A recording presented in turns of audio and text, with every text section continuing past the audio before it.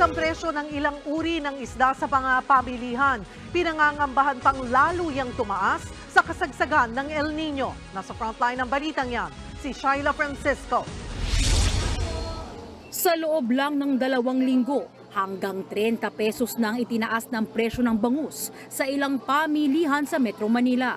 Kaya ang bangus ngayon, umaabot na hanggang 250 pesos kada kilo. Ang tilapia, 10 piso ng mas mahal, kaya hanggang 170 pesos kada kilo na ang presyuhan. Ang tao gaano din, yung ranggalaylo din sila kasi mataas ganap ng ibang isda. Si Nemesio, imbis na 2 pirasong bangus, isa na lang ang nabili dahil sa taas presyo. Lagyan ko ng palaman ng sibuyas sa loob. Saka Para ano po? kamatis, tapos iyaw. Para sulit yung ulam namin maghapon. Pinagkakasi ako na lang yung pera binibigay sa akin. Ayon sa Bureau of Fisheries and Aquatic Resources o BIFAR, posibleng lumipat sa tilapia at bangus ang maraming mamimili, lalo't kaunti pang huli sa ilang isda gaya ng galunggong. Bukod sa malamig na panahon, kasalukuyan nagpapatupad ng closed fishing season sa ibang lugar. Ibig sabihin, bawal manghuli ng ilang isda sa loob ng 1 hanggang 3 buwan para makapagparami ang mga isda. Nakikita namang bababa ang presyo ng tilapia at bangus ngayong Pebrero kung kailan aalisin na ang lahat ng pinatutupad na closed fishing season sa bansa.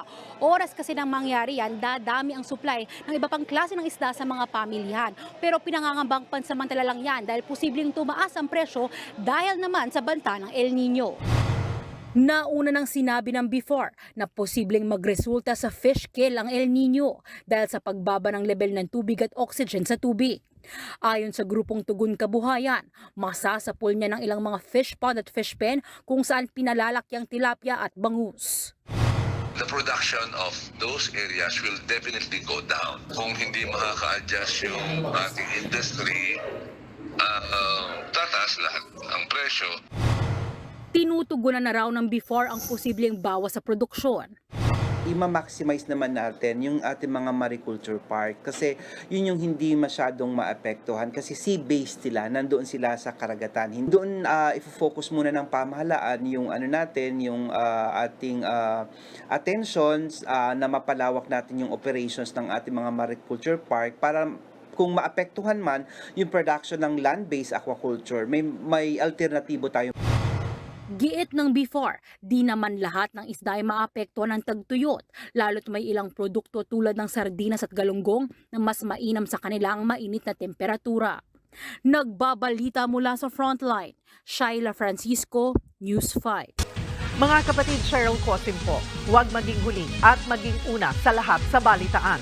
Para sa tuloy-tuloy na talakayang sa Frontline, mag-follow at mag-subscribe sa social media pages ng News 5.